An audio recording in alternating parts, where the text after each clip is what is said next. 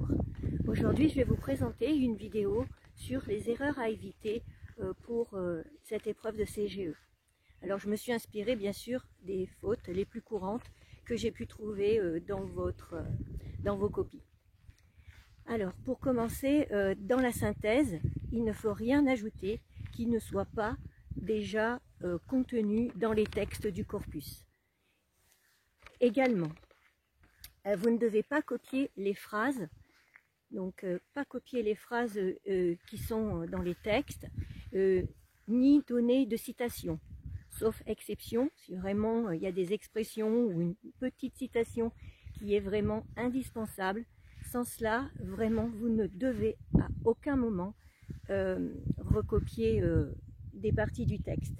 Alors la paraphrase, ce serait tout simplement remplacer des mots par des synonymes. Ça correspondrait à un copier-coller légèrement transformé. Et bien évidemment, ce n'est pas ce que l'on vous demande de faire. Alors ensuite, il faut résumer chaque idée et avoir un peu de recul face au texte pour établir des correspondances entre les différents textes et confronter vos idées. C'est important.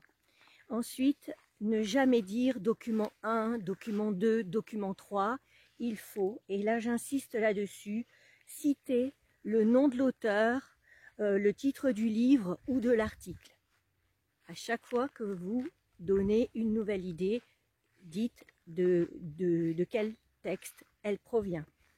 Vous ne devez pas non plus rester trop vague en faisant des résumés beaucoup trop simplistes de ce que vous trouvez dans les textes du corpus, parce que vous oubliez la moitié des idées.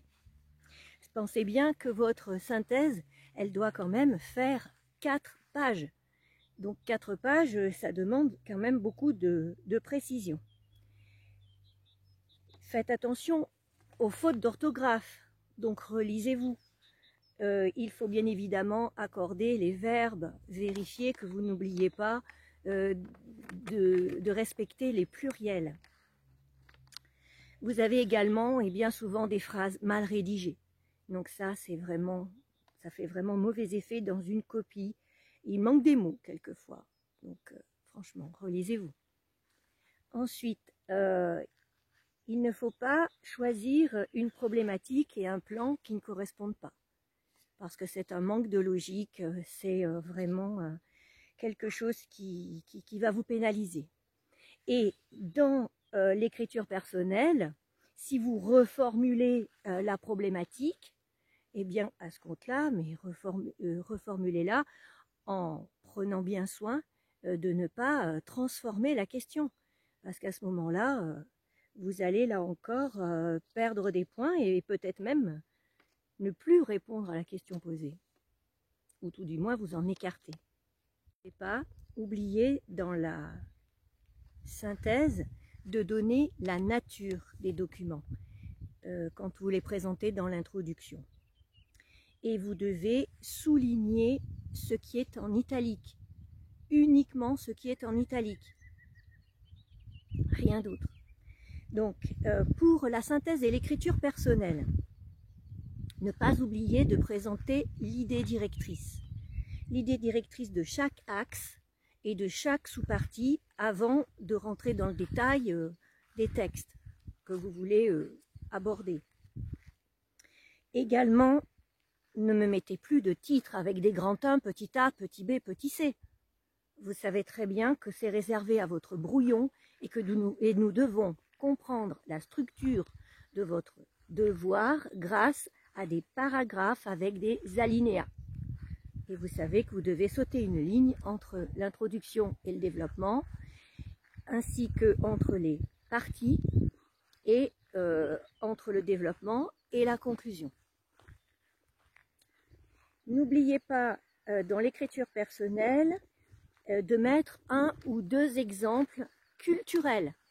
D'accord? Parce que des exemples de la vie de tous les jours, certes, ça peut être intéressant, mais il faut vraiment donner des exemples culturels.